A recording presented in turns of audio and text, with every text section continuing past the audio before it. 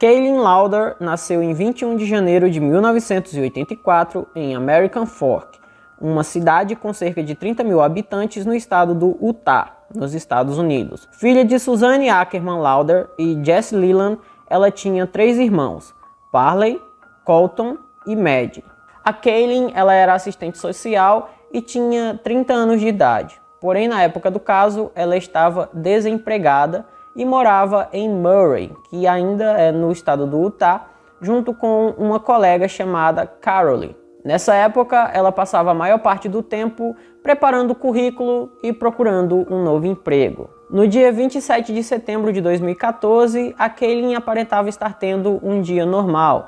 Ela preparava alguns currículos, fazia algumas coisas e agia normalmente. Segundo as pessoas que conheciam ela, nesse dia em questão, ela parecia estar bastante esperançosa e de bom humor. Durante a tarde, ela levou o cachorro para passear e durante a noite, infelizmente, ela passou a ter um comportamento muito estranho, novamente. Pois, alguns dias antes desse caso, ela tinha ligado várias vezes para o 911 com alegações bastante estranhas. Na primeira ligação que ela fez, a Kaylin disse que estava havendo uma briga muito feia nas redondezas. Segundo ela, as pessoas estavam irritadas e armadas. A polícia foi até o local para verificar e estava sim ocorrendo uma festa, porém estava tudo tranquilo. Quando eles perguntaram para as pessoas que estavam lá o que estava acontecendo, as pessoas disseram que não aconteceu nada e estava tudo indo muito bem.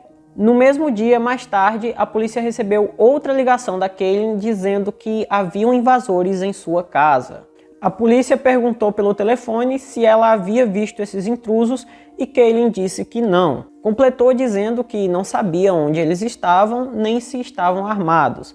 Porém, ela ouvia eles dentro da casa e pareciam 2 pessoas conversando. O mais interessante é que Carolee, ela estava em casa naquele dia e dá para ouvir na ligação ela tentando acalmar a Kay, dizendo que as portas estão trancadas, que está tudo fechado e que não tem mais ninguém ali além das 2. Porém, a Kay insiste dizendo que tem invasores na casa e que provavelmente eles têm uma cópia da chave, por isso que a porta não foi arrombada. Indo até o local verificar, a polícia não encontrou nenhum sinal de que alguém tenha passado por ali, não tinha nenhum sinal de intruso e com isso a Kay conseguiu se acalmar um pouco e dormiu. Após esses eventos, a Kay ligou para uma irmã e durante essa ligação ela disse que estava muito envergonhada com tudo aquilo que tinha feito a polícia passar em menos de 24 horas. Então todas essas ligações foram em menos de um dia. Agora que eu expliquei esses acontecimentos, podemos novamente voltar ao dia 27 de setembro de 2014. Durante a noite, enquanto chovia, a Kay simplesmente saiu de casa sem motivo nenhum. Ela vestia apenas uma camisa sem manga, um short, ela também estava descalça e sem guarda-chuva. Isso por si só já era bastante estranho, porém ela deixou todos os seus pertences em casa, como por exemplo a bolsa, o celular, a chave da casa, a chave do carro e também o cachorro que ela era muito apegada. Então se ela fosse embora para algum local, provavelmente ela levaria o cachorro, mas ela não levou. Além disso, ela não avisou para Carolee onde ela ia ou que horas ela voltava, coisa que ela sempre fazia. Como estava ficando bem tarde, estava chovendo e a Kaylin não voltava, a Carolee acionou as autoridades e relatou o sumiço da amiga. Durante as investigações, as autoridades olharam algumas filmagens das câmeras ali do condomínio e encontraram algo que chamou bastante atenção. Vocês lembram que eu falei que na tarde do dia 27 ela saiu para passear com o cachorro? Então, algumas filmagens mostram que durante o passeio, em um determinado momento, ela começa a falar aparentemente sozinha, ou com alguém que está escondido, o que é praticamente improvável, não vou dizer impossível porque eu não posso dizer isso, mas é muito improvável que ela esteja falando com alguém que está escondido. Na melhor das hipóteses, ela estava falando com o cachorro, mas não era isso que aparentava. Com esse comportamento estranho dela e aquelas várias ligações que ela fez para a polícia no mesmo dia, eles começaram a pensar que ela tinha tido um surto psicótico. Porém, eles não conseguiram encontrar nenhum rastro dela. Então, vários dias se passaram e nada aparecia. Isso durou até o dia 30 de novembro de 2014, quando uma equipe de trabalhadores de West Village City, que ficava muito longe da casa da Caitlyn, eles encontraram um corpo boiando no Rio Jordão. Esse corpo estava parcialmente submerso, preso em algumas plantas aquáticas e embaixo de uma ponte. Após exames, foi confirmado que aquele corpo era da Caitlyn. E após essa confirmação, uma enorme dúvida surgiu na cabeça de todos. Como o corpo dela foi parar tão longe da casa dela? Devido à distância do apartamento da Kay e o local onde o corpo dela foi encontrado, ninguém fazia a menor ideia de como aquilo era possível, pois o rio passava por locais onde não tinha muita correnteza e era fácil o corpo ficar preso em algum daqueles locais, mas ele não ficou e foi seguindo por essa distância enorme. O laudo da necrópsia demorou muito e quando saiu foi inconclusivo. Não haviam sinais no corpo de que ela tivesse sido agredida, não haviam cortes, arranhões, nem hematomas e também não havia água no pulmão, então ela não morreu afogada. Se ela não morreu afogada e ninguém tirou a vida dela, como que ela simplesmente morreu? Uma hipótese bastante forte que foi levantada foi a de que a Caitlyn teria tirado a própria vida, pois ela estava tendo aquele comportamento muito estranho, então pode ser que durante um surto psicótico ela tenha tirado a própria vida. Além disso, ela estava bastante deprimida nos últimos dias, pois ela não conseguia arrumar emprego e também o irmão dela, o Colton, que pelo que eu pesquisei, aparentemente eles eram irmãos gêmeos, então o irmão gêmeo dela estava preso por ter tirado a vida de um tio dela, um tio deles no caso, né? Então tudo isso pode ter se juntado na cabeça dela e aí ela surtou de vez e acabou tirando a própria vida. Pelo menos foi isso que a polícia levantou. Já para a família da Caitlyn, nada disso fazia sentido, ela não era uma pessoa que tiraria a própria vida, e para eles a polícia estava envolvida no caso e estava acobertando um criminoso, pois para a família a Caitlyn foi vítima sim de um crime. E eles também se utilizaram da necrópsia porque ela demorou muito e quando o resultado saiu não revelou absolutamente nada. Então eles usaram isso para acusar a polícia de estar acobertando o caso. Por sua vez, para a polícia, esse é um caso encerrado. Por mais que a família não goste, eles consideram que eles não têm nada para investigar, pois não aconteceu nenhum crime e sem nenhuma nova evidência, o caso permanece sem atualizações até o dia de hoje. Bunny Huffman, uma inteligente e trabalhadora professora de 20 anos que dava aula para crianças do ensino fundamental na Buckeye School em Old Appleton, no Missouri. Enquanto ela trabalhava como professora, ela morava junto com a mãe Lily Huffman e o meio-irmão Bobby Thiel.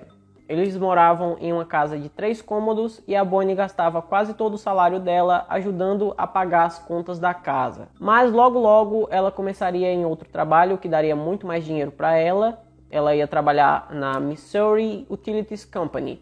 Assim, ela teria uma renda muito melhor. A Bonnie também tinha planos de se casar com seu namorado Doug Hiett. Eles já namoravam há 4 anos e embora eles não fossem noivos ainda, eles já estavam se preparando para o casório. Bom, como acontece em muitos relacionamentos, a Bonnie e o Doug eles também tinham problemas. A maioria era porque o Doug ele era muito ausente. Essa ausência dele era devido ao fato dele servir o exército dos Estados Unidos. E ele acabou sendo enviado para a Coreia e só retornou no verão de 1954. Não ficou esclarecido o que aconteceu durante esse tempo que o Doug passou na Coreia ou o que aconteceu quando ele voltou, mas repentinamente, no dia 3 de julho de 1954, ele acabou o relacionamento com a Bonnie sem dar nenhuma explicação, ele só terminou. E isso deixou ela devastada. Com esse rompimento repentino e as emoções à flor da pele, a Bonnie não sabia o que fazer naquele momento, então ela ligou para a amiga dela, Mary, e elas combinaram de ir até o teatro da Broadway que ficava em Delta, no Missouri. Elas iam até lá para clarear a mente, para que assim ela não pensasse no fim do seu relacionamento. A Mary concordou em ir junto com a amiga, mas como ela era casada, ela levou o marido dela também. Então a Mary chamou o marido dela, Kramer Bass, para ir junto. E os dois conseguiram manter a Bonnie distraída e alegre por muitas horas. Eles assistiram um filme e assim que o filme acabou, a Bonnie achou que seria engraçado ir para um bar que ficava ali nas proximidades e olhar as pessoas caindo de bêbado no estacionamento enquanto eles tomavam um drink. Mary Beth e Kramer, eles acharam muito estranha essa proposta da Bonnie, porque ela sempre se recusou a entrar em bares e principalmente naquele bar que ela estava querendo ir, porque ele tinha uma fama muito ruim. Eles chegaram a desconfiar que o verdadeiro motivo pelo qual ela queria ir até esse bar era para ver se encontrava o Doug por lá, mas eles não tiveram coragem de perguntar isso para ela. Em vez disso, eles recusaram a oferta e recomendaram que ela fosse para casa descansar. Então os três foram caminhando juntos e acabaram, depois de um tempo, se separando. Mary e Kramer acreditavam que a Bonnie ela iria para casa. Porém, eles viram que ela entrou no carro dela, que era um Ford 1938 cinza, e ao invés de ir para casa, ela seguiu em uma rota diferente. O que Mary não sabia nesse momento é que essa seria a última vez que ela viria a amiga com vida. Ninguém sabe se ela voltou para aquele bar ou o que aconteceu durante o trajeto, mas o que ficou bem claro durante as investigações é que ela foi vista voltando para casa pela rodovia N, mas ela nunca chegou em casa.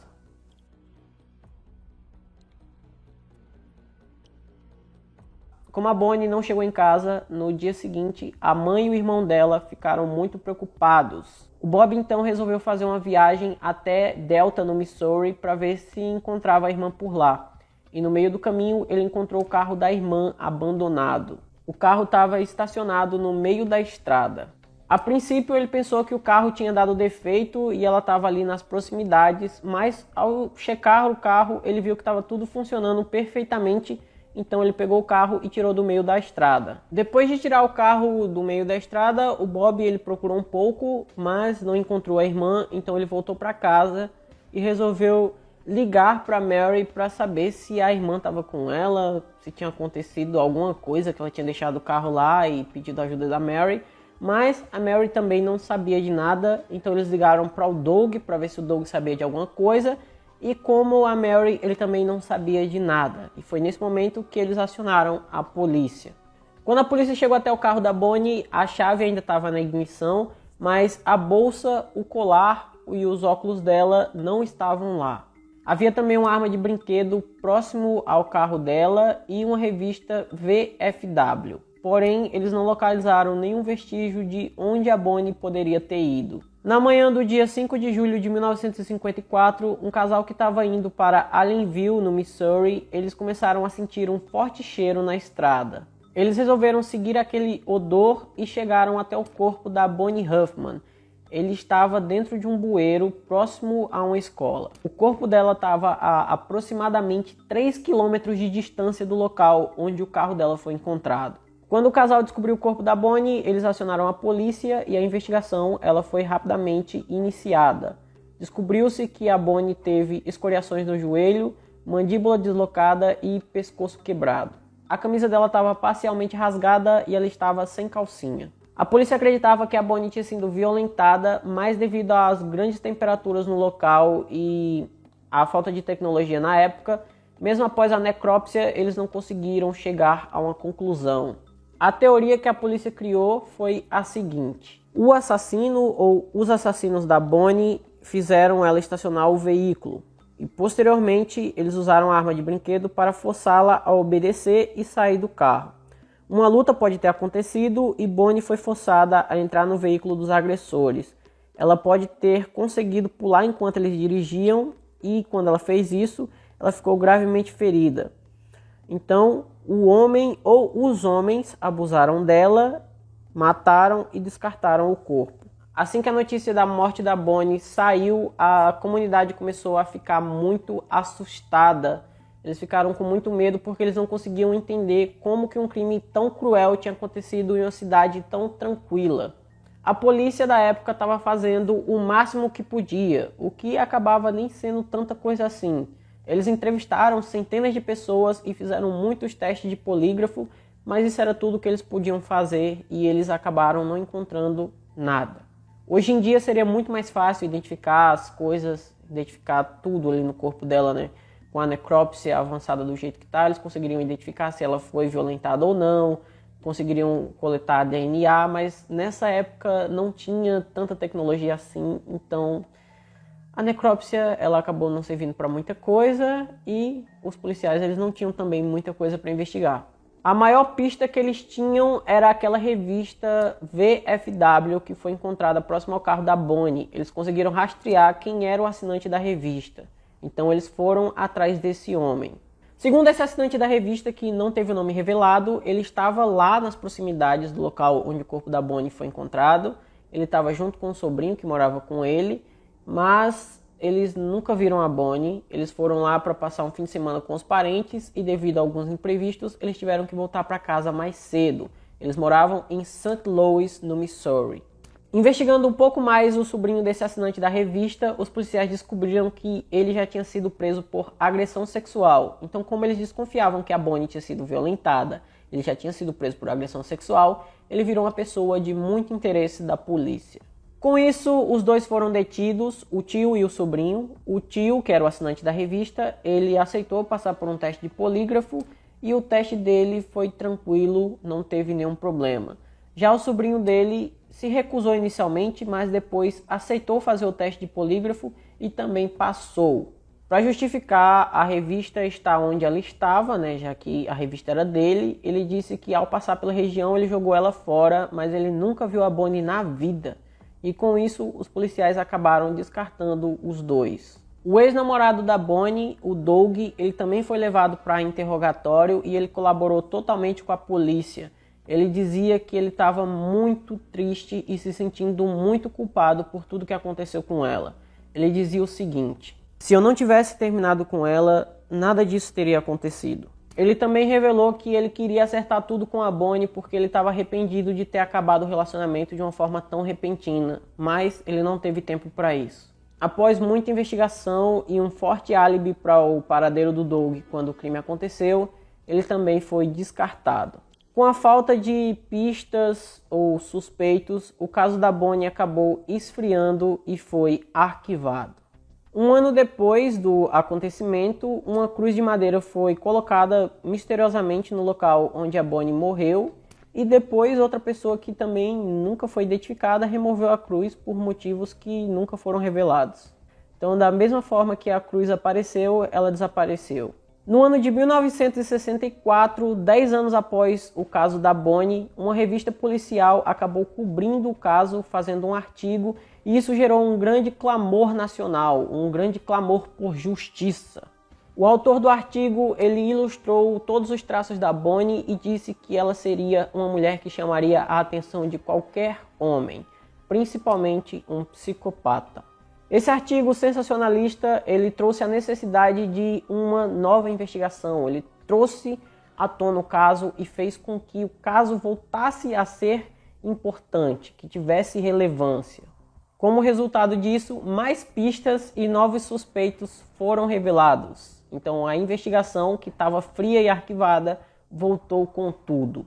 Infelizmente, todo esse fogo era fogo de palha e mesmo com os novos suspeitos e novas pistas, a polícia não conseguiu chegar em nada e novamente o caso da Bonnie foi arquivado.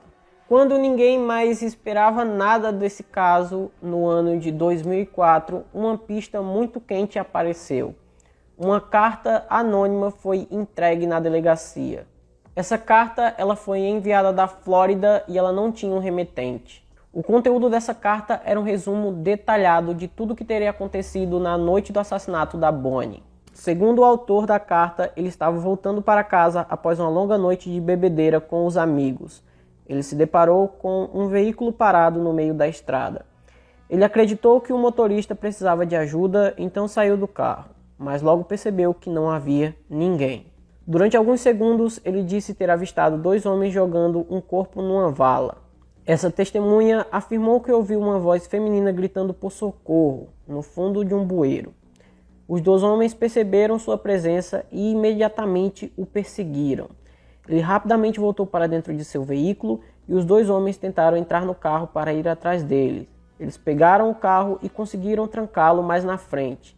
A testemunha disse que conseguiu escapar e continuou seu caminho com medo de estar sendo seguido. E depois disso, ele nunca mais falou do assunto para ninguém, até aquele momento em que ele escreveu a carta. Além disso, o autor da carta disse que nunca tinha revelado nada antes porque ele tinha medo de sofrer alguma retaliação por se tratar de uma cidade muito pequena e eles poderem considerar que ele não tentou fazer nada para ajudar a Bonnie.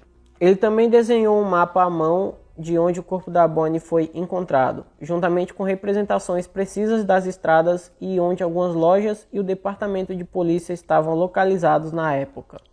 A polícia considerou que essa carta era a pista mais importante que eles conseguiram em todos esses anos. Porém, o autor da carta ele não se identificou e ele nunca mais entrou em contato. Então, eles não conseguiram nada com isso.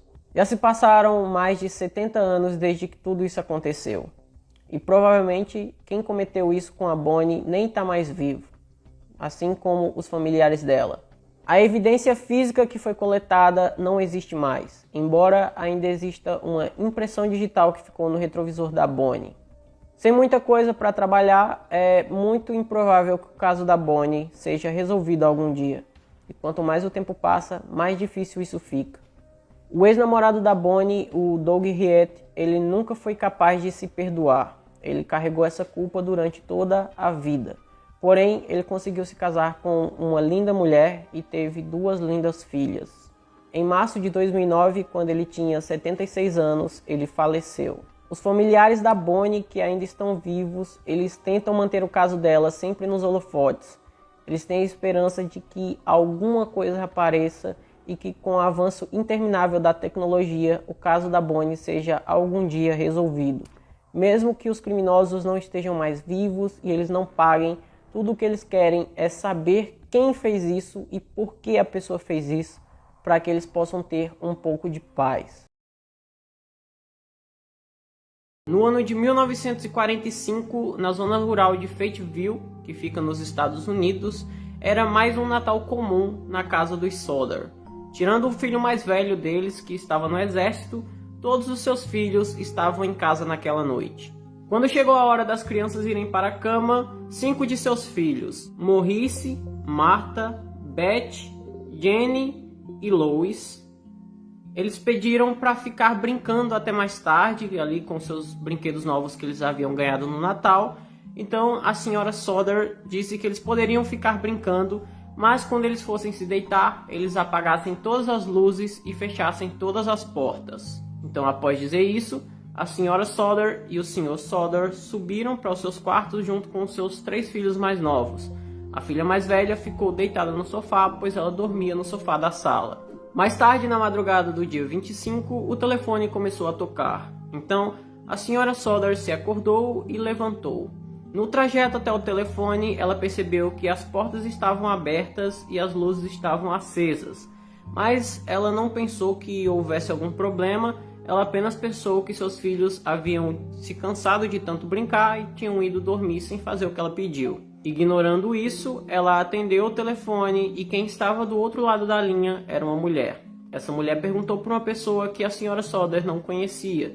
Então a mulher pediu desculpas e desligou. Disse que foi um engano. Após desligar o telefone, a senhora Sodder volta para a cama e tenta dormir. Mas quando ela já está quase adormecendo, ela escuta o barulho de uma coisa batendo no teto e deslizando pela lateral. Após ouvir esse barulho, ela começa a sentir muito cheiro de fumaça. Obviamente ela ficou desesperada por causa do cheiro de fumaça, então ela foi acordar o marido.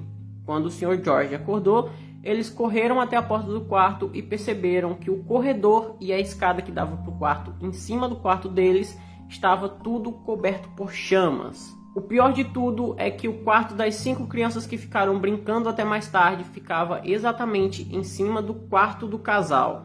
Então eles ficaram desesperados sem saber o que fazer, mas resolveram sair da casa porque pensaram que as crianças tinham visto ali um incêndio e já estavam do lado de fora. Mas quando eles chegaram fora da casa, eles perceberam que os seus filhos não haviam saído. Como tudo já estava coberto por chamas e a escada que dava acesso ao quarto das crianças também estava coberta pelo fogo, o Sr. Sodder resolveu pegar uma escada que ele sempre usava. O objetivo dele era pegar essa escada, colocar próximo à janela do quarto das crianças e retirar uma por uma até que todos estivessem a salvo. Porém, ele não encontrou essa escada em local algum. Isso aumentou muito mais o seu desespero, porque o seu plano principal não dava certo, porque a escada não estava onde deveria estar. Então ele resolveu pegar um trator que ele tinha ali na propriedade. Mas quando ele tentou ligar o trator não ligou. Desesperado, sem saber o que fazer, já que o trator não ligava e a escada não estava no local, ele resolveu pegar o caminhão para colocar próximo à janela, tentar subir nele e tirar as crianças. Mas o caminhão, assim como o trator, também não ligou. A última alternativa do Sr. Sodder era uma caminhonete que ele também tinha na propriedade, e ele havia usado essa caminhonete, então ele sabia que ela estava funcionando, mas como tudo, também não funcionou. A caminhonete, ela não ligava de forma alguma. Então nada funcionava e nenhum dos planos do Sr. Sodder podia ser executado, porque ele não podia mais entrar na casa e não tinha como ele chegar até a janela do quarto das crianças. Tudo o que o Sr. e a Sra. Sodder puderam fazer foi ficar parado vendo a casa ser consumida pelas chamas. Era por volta da 1h30 da manhã quando o incêndio começou, e quando os bombeiros chegaram no local já era por volta das 8 horas da manhã. Então tudo que restava ali eram apenas cinzas. O bombeiro-chefe tentou se justificar dizendo que ele não havia chegado antes no local porque na noite anterior era a folga dele, então ele não foi avisado. Quando os bombeiros chegaram, junto também chegou a polícia. E o legista da polícia disse que muito provavelmente as 5 crianças que haviam ficado brincando até mais tarde haviam se tornado cinzas. E o que teria ocasionado o incêndio na casa seria uma fiação que estava mal feita, que estava errada, e aí essa fiação teria dado curto e teria pegado fogo em tudo. Mas o Sr. Sodder não aceitou essa justificativa, porque quando o incêndio começou, as luzes estavam acesas e o telefone também havia tocado naquela noite, então não tinha como ter um problema na rede elétrica, porque estava tudo funcionando muito bem. E além de eles não acreditarem nessa ideia de que teria sido uma fiação que causou fogo na casa, eles também não acreditavam que os seus filhos haviam perdido a vida ali, porque eles não encontraram nenhum corpo nos escombros. E eles fizeram uma busca muito minuciosa, chegando até a peneirar as cinzas da casa e não encontraram nada. Então eles não acreditavam que seus filhos estavam sem vida, eles acreditavam que seus filhos tinham sim saído da casa e eles estavam vivos. Eles só não sabiam aonde eles estavam. A polícia parecia que já estava conformada, porque eles aceitaram o que o legista disse, então para a polícia não houve nenhum crime, apenas a casa pegou fogo e as crianças viraram cinzas. Mas a senhora Jane não aceitou isso e por conta própria ela resolveu investigar. Com isso, ela foi até um crematório e perguntou lá o que ela deveria fazer para um corpo virar cinzas. Nesse crematório, ela obteve a resposta de que para um corpo se transformar em cinzas, deveria passar pelo menos 2 horas em uma temperatura muito mais alta do que a temperatura que o incêndio atingiu.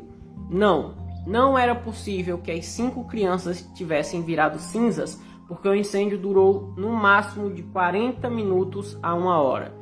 Então, o fogo não era suficiente para que não restasse nada deles. Ainda nessas investigações dos Sodder, eles chegaram a algumas pistas que a polícia não encontrou. Conversando com algumas pessoas sobre o dia do ocorrido, eles conseguiram chegar até um motorista de ônibus. Esse motorista de ônibus disse que ao passar pela casa, ele viu algumas bolas de fogo caindo no telhado da família Sodder. Então, muito provavelmente, esse foi o barulho que a senhora Jane ouviu. Uma bola de fogo que caiu no seu telhado e deslizou pela lateral. Além disso, uma mulher que era amiga da família disse que viu claramente 5 crianças entrando em um carro assim que o incêndio começou.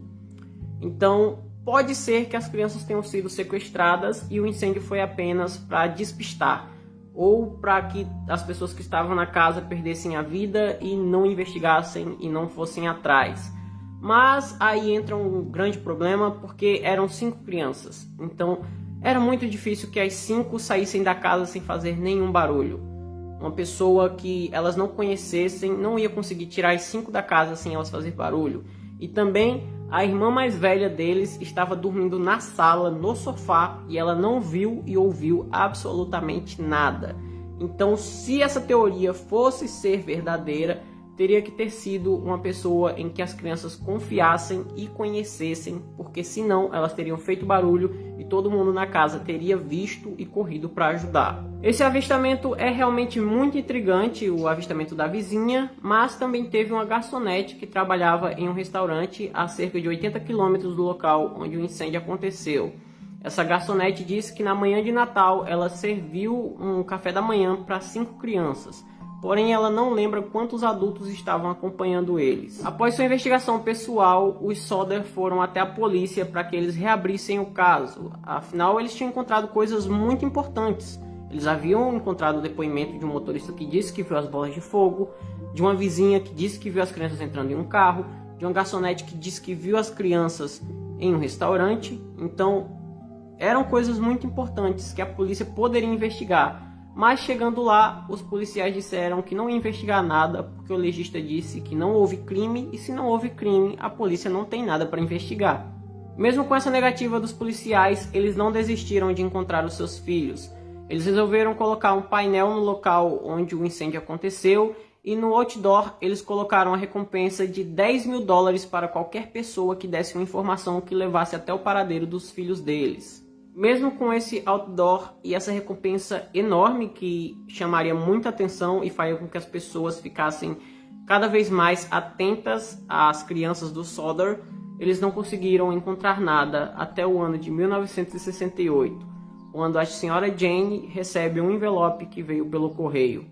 Esse envelope não tinha um remetente, mas o carimbo nele mostrava que ele veio do estado do Kentucky, que fica nos Estados Unidos.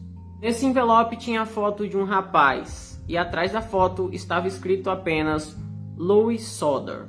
O Louis Sodder era um dos desaparecidos no incêndio. A família então resolveu mostrar para a polícia essa foto e os policiais pensavam que era apenas uma brincadeira de muito mau gosto. Mas o senhor e a senhora Sodder confirmavam, dizendo que aquele rapaz era muito provavelmente o seu filho, sim, pois ele era muito parecido. Devido a isso, eles resolveram contratar um investigador particular. Ele iria até o Kentucky para saber se o Louis morava lá. Mas esse investigador, após sair para analisar tudo, para ver se aquela pista era verdadeira, ele simplesmente desapareceu e nunca mais deu nenhum sinal. Infelizmente, essa foto que dizia ser do Louis Sodder foi a última evidência que poderia levar a um dos filhos do casal. Em 1969, o Sr. George Sodder faleceu. E em 1988, a senhora Jane Sodder também veio a falecer. Eles passaram todos os dias de sua vida acreditando que um dia iriam ver seus filhos novamente. Eles nunca perderam a esperança, mas infelizmente eles nunca encontraram os seus 5 filhos que desapareceram naquele incêndio. Infelizmente, quanto mais o tempo passa, mais difícil fica. E muito provavelmente esse caso nunca vai ser solucionado. O que realmente aconteceu na véspera do Natal de 1945 na casa dos Sodder é um mistério que dura até os dias de hoje. Amanda Kay Jones era uma mãe solteira de 26 anos. Ela tinha uma filha chamada Hannah, que era fruto do seu casamento com Jeffrey Jones. Esse casamento durou apenas um ano, de 1999 até o ano 2000. Porém, ela só se divorciou oficialmente em 2002. Foi ela que ficou encarregada de cuidar da filha. Então, para sustentar a filha, ela trabalhava na empresa de empréstimos Eagle Bank. Essa empresa ficava em Festus, no Missouri. Em dezembro do ano de 2004, Amanda estava em uma festa de Natal que estava sendo dada pela empresa onde ela trabalhava. Foi lá que ela conheceu Brian Lee Westfall, um homem formado em computação que trabalhava como jardineiro no Hillsborough Community Civic Center. Esse local é uma espécie de clube ali da cidade, né? um clube comunitário. Porém, naquela noite, o Brian estava fazendo um bico como bartender. Os dois iniciaram uma conversa e se deram muito bem. Eles rapidamente engataram um namoro que acabou tão rápido quanto começou. Depois de terminarem o relacionamento, eles não tiveram mais contato até fevereiro de 2005, quando Amanda avisou a Brian que estava esperando um filho dele. Brian não gostou nem um pouco disso e disse que pagaria por um aborto se fosse necessário, mas ele não queria ter nada a ver com aquela criança. Amanda ficou muito chocada com aquilo e disse que jamais faria um aborto. Ela queria criar o filho sozinha e foi aí que Brian disse que não queria mais ter contato com ela. Uma informação extra aqui para vocês é que em algumas fontes falam que o Brian e a Amanda, eles nunca tiveram um namoro. Eles saíam algumas vezes e eles ficavam juntos algumas noites, mas não era um namoro em si, porque o Brian ele tinha um relacionamento sério com outra mulher. Bom, desse dia em diante eles não tiveram mais contato até agosto de 2005. Durante esse tempo que a Amanda não falou mais com o Brian, ela se concentrou em cuidar da filha e pensar no futuro do seu bebê que ela carregava. Ela pensava em chamar ele de Raiden Lucas. Além disso, ela também estava muito concentrada em cuidar da própria saúde, pois ela foi diagnosticada com a doença de Graves, uma doença que fazia com que sua tireoide ficasse hiperativa e produzisse hormônios em excesso. Então, ela estava focada em cuidar da filha, pensando no futuro do filho e cuidando da própria saúde. A essa altura, Amanda não esperava mais que Brian quisesse participar da vida do filho que ela esperava. Porém, de forma repentina, ela recebeu uma ligação dele na madrugada do dia 14 de agosto de 2005. Brian perguntou se Amanda poderia se encontrar com ele no Hillsborough Community Civic Center, que era o centro comunitário onde ele trabalhava. Amanda, esperando que Brian quisesse participar da vida do filho, ela disse que se encontraria sim com ele. Ela iria lá às 13 horas após sair da igreja. Quando Amanda saiu da igreja, ela deixou Hannah com os avós e disse que voltaria rapidamente. Após isso, ela fez uma parada rápida em uma loja de conveniência para comprar um refrigerante e um spray para cabelos, antes de se encontrar com o Brian por volta das 13 horas. Bom, os dois se encontraram e conversaram durante 1 hora. E durante essa conversa, a Amanda acabou recebendo o telefonema de um parente por volta das 13h16. Nessa ligação, o familiar de Amanda disse que ela parecia inquieta e nervosa. Pouco tempo depois disso, Amanda disse que precisava ir ao banheiro e ela e Brian se separaram. Então, o Brian voltou ao trabalho. E é exatamente aqui que a linha do tempo começa a ficar completamente confusa.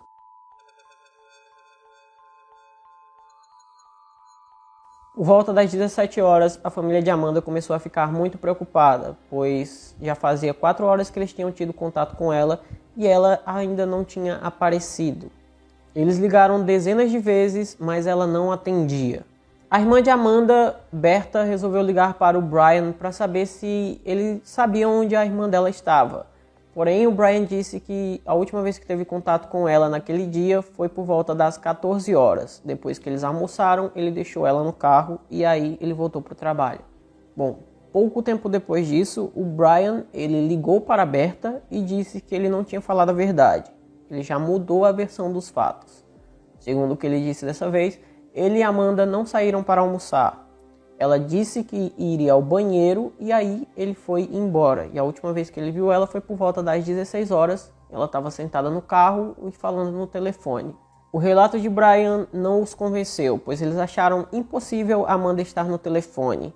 Até porque era verão e ela era uma mulher grávida que estava quase dando à luz. Então ela não ia conseguir ficar dentro de um carro que, além de tudo, estava com o ar-condicionado quebrado. Fora que eles ligaram várias e várias vezes e o telefone não estava ocupado, porque quando você liga e uma pessoa está em outra ligação, você recebe um aviso de que essa pessoa está em outra ligação. Porém, ela não atendia. Se ela estivesse falando com outra pessoa, ia dar ocupado, mas não foi isso que aconteceu. Com isso, a família de Amanda resolveu ir até o local onde Brian trabalhava para ver se Amanda ainda estaria por lá.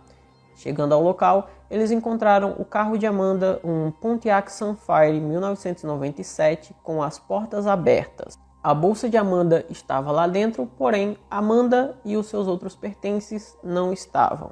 Com isso, a polícia foi acionada e uma investigação se iniciou. Brian inicialmente foi levado para interrogatório como suspeito. Os policiais acharam muito estranha aquela declaração dele de ter dito aberta uma coisa e depois ter mudado e dito outra. Então eles começaram a conversar com ele e inicialmente ele cooperou bastante. A polícia também conseguiu o registro telefônico da Amanda, que constava que a última ligação que ela fez foi por volta das 1h16, das 13h16, que foi quando ela teve contato com um familiar. e não por volta das 14 horas, como o Brian afirmava. Mesmo o Brian parecendo muito suspeito, os policiais resolveram liberá-lo, pois não tinha nada que ligasse ele objetivamente ao caso. Então Brian, junto com a namorada, repentinamente contrataram um bom advogado e disseram que só falariam do caso no tribunal. À medida que as investigações avançavam, a polícia não conseguia chegar em local nenhum. Eles falaram com o ex-companheiro da Amanda, o Jeffrey Jones, e ele foi muito cooperativo e explicou toda a situação, e ele fez o que pôde para ajudar. Sem muita informação, os policiais resolveram esperar nos hospitais para ver se alguma mulher tinha dado à luz recentemente. Se tivesse dado, eles iriam lá para ver se era a Amanda, mas nada apareceu. Sem isso, o que os policiais puderam fazer foi conversar com os moradores e esperar um milagre. Enquanto isso, o ex-marido da Amanda ficou com a guarda da filha deles, a Hannah. E para a menina não foi nada fácil. Imagina você tá morando com sua mãe e do nada ela desaparece e aí você vai morar com o seu pai. E quando você começa a morar com seu pai, que foi o caso da Amanda, ele falece. Porque sim, o Jeffrey, ele começou a morar com a Amanda, quando ela estava conseguindo se adaptar um pouco, ele faleceu e aí ela voltou a morar com os avós. Então tudo isso acabou abalando muito a cabeça da menina, mas ela conseguiu assim se manter firme, pois ela teve muito apoio emocional dos avós maternos. Amanda Kay Jones está desaparecida há 16 anos e infelizmente não tem nenhuma atualização positiva que possa indicar uma solução para esse caso. Bom, quanto a Hannah, que foi uma das pessoas que mais sofreu com tudo isso, ela se formou no ensino médio e ela tem um grupo de dança. Ela também quer se formar em pediatria. E mesmo que ela tenha um buraco no coração que só a volta da mãe dela poderia preencher, e ela conheceu o irmãozinho que ela nunca conseguiu conhecer, ela conseguiu permanecer firme e ela vai sempre tentar buscar os seus objetivos. Nunca foi esclarecido o que teria acontecido com Amanda. Nenhuma hipótese surgiu, nenhum novo suspeito. O que os familiares e amigos acham que aconteceu é que o Brian Westfall fez alguma coisa, que é o mais óbvio, até porque ele pediria um advogado do nada, né? E diria que só falaria no tribunal se ele não... É aquela história, quem não deve, não teme. E ele estava temendo muito. A polícia até hoje não descartou totalmente o Brian e até hoje eles fazem algumas buscas em suas propriedades. Recentemente teve uma busca na propriedade dele, mas eles não encontraram nada que indicasse uma solução para o caso. Já que os policiais não têm nenhuma pista e nenhuma informação nova aparece, o caso está sem solução. O cheiro vindo daquela casa era insuportável. Seja bem-vindo ao dia 1º de julho de 1968. Naquele dia, um homem chamado Chauncey Bliss se aproximou de uma cabana que havia construído anos atrás e ficava perto da comunidade Good Heart, na costa noroeste da Península Inferior, em Michigan, nos Estados Unidos. Bliss era um carpinteiro que havia construído muitas casas de veraneio ao longo da costa cintilante do lago Michigan e agora trabalhava como uma espécie de zelador dessas casas, que as pessoas costumavam chamar de Blisswood. Entre estas estava uma residência ocupada pela família Robinson, que era muito rica e originária de Lathrop Village, em Detroit. Bliss havia sido chamado até o local naquele dia por uma mulher que morava próxima da família e que ligou para ele reclamando de um cheiro horrível que saía de lá. Provavelmente aquele cheiro ruim da residência vinha de algum guaxinim morto no telhado. Pelo menos foi isso que Bliss pensou. Porém, quando estava chegando cada vez mais próximo da casa, o odor fétido era tão insuportável que lhe causava ânsia de vômito, e ele teve que tapar o nariz com a sua camisa de algodão, antes de conseguir prosseguir. Sem saber o que lhe esperava lá dentro, Bliss bateu na porta da frente, mas não teve resposta. Então, entrou na residência usando sua chave mestra. E imediatamente, o homem viu o corpo de uma mulher esparramado na entrada. Atrás dela, o homem pôde ver vários outros corpos caídos no chão. Ele saiu correndo do local imediatamente e chamou a polícia. Uma investigação inicial revelou que a cabana continha 6 corpos, e todos eram membros da família Robinson. O pai Richard, de 42 anos, e a filha Susan, de 7, foram agredidos com um martelo e alvejados com a pistola. A mãe Shirley, de 40, e os filhos Rich, de 19, Gary, de 16 e Randy, de 12, foram baleados provavelmente com a mesma arma. Entretanto, estes 4 não haviam sido atingidos com o martelo. Devido ao estado dos corpos, que estavam em avançado estado de decomposição, os policiais estimaram que o crime aconteceu cerca de um mês antes de serem encontrados. As autoridades estabeleceram a data e hora da morte como sendo no final da tarde ou início da noite de uma terça-feira do dia 25 de junho de 1968. Inicialmente, diante daquela cena devastadora, os policiais ficaram completamente perplexos. Afinal, a família Robinson era uma família íntegra que frequentava a igreja e não tinham inimigos conhecidos. O Richard Robinson era um executivo de publicidade e dono de uma conceituada revista de artes. Por sua vez, Shirley cuidava da casa e dos filhos. Rich, o filho mais velho, frequentou a Eastern Michigan University, e os mais jovens eram conhecidos por serem crianças estudiosas e educadas. Então, se essa família era tão perfeita assim, por que alguém faria isso com eles? Tirar suas vidas e deixar seus corpos apodrecendo? Uma possível resposta apareceu quando a polícia começou a investigar a vida de Richard Robinson. À medida que os oficiais investigavam os negócios de Richard, acabaram encontrando uma coisa muito interessante. Embora ele se apresentasse como executivo próspero, suas empresas na verdade estavam entrando em falência, e Richard tinha se envolvido com algumas atividades que não eram totalmente éticas. O homem havia contado a alguns amigos e familiares sobre alguns negócios no ramo da construção civil, porém ninguém sabia muito bem do que isso se tratava. Uma das descobertas mais reveladoras foi que quando estava em Goodhart, Robinson havia deixado suas empresas na mão de Joseph Scolaro III, de 30 anos de idade, que era um funcionário seu que havia desviado o dinheiro dele, algo em torno de $60 mil. A polícia então teorizou que durante um telefonema entre Robinson e Scolaro, horas antes do crime, o homem revelou que tinha descoberto sobre aquele desfalque. E algumas evidências circunstanciais acabavam apoiando essa conclusão, uma vez que Scolaro não entrou em contato com amigos, sócios e familiares por 12 horas no dia do crime, e a polícia também não conseguiu encontrar ninguém que apoiasse seu álibi. Os policiais também descobriram alguns cartuchos encontrados em um campo de tiro que Scolaro frequentava, e eles correspondiam exatamente aos encontrados na cena do crime. Além disso, Scolaro falhou em 2 testes de polígrafo e um terceiro deu inconclusivo. Para os oficiais, naquele momento o homem se tornou o principal suspeito. No entanto, como a polícia não conseguiu encontrar a arma do crime e também não havia nenhuma testemunha ocular do ocorrido, o promotor do condado de Emmett resolveu não acusar Scolaro.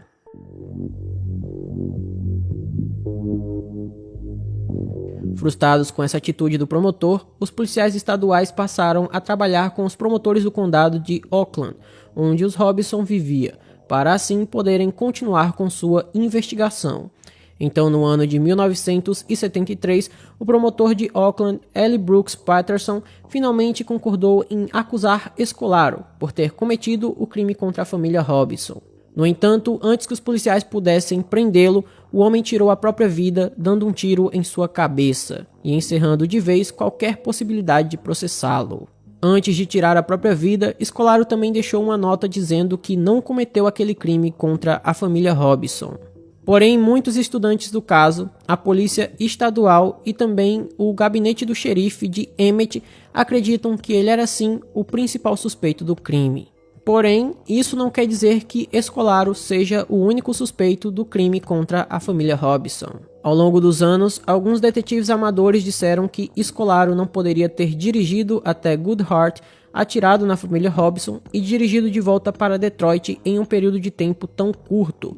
Algumas pessoas suspeitam que, na verdade, John Norman Collins, que foi condenado em 1970 por ceifar a vida de uma estudante universitária em Ypsilanti, e que também é suspeito de fazer o mesmo com vários outros estudantes universitários, poderia estar de alguma forma envolvido no crime contra a família Robinson. Afinal, John Collins frequentou a Eastern Michigan University na mesma época em que Rich Robinson, e até dizem que chegaram a dividir um apartamento. Outro suspeito que apareceu foi o zelador Chauncey Bliss, que encontrou os corpos. Bliss era um homem conhecido como sendo um pouco excêntrico, e alguns moradores de Goodhart acreditam que ele cometeu o crime depois que seu filho, que era amigo das crianças dos Robinson, perdeu a vida em um acidente de motocicleta. De acordo com essa teoria, Bliss se sentiu desamparado por Richard nos dias após a perda do filho, e acabou se vingando, tirando a vida de toda a sua família. Porém, a polícia nunca chegou a sequer cogitar essa possibilidade.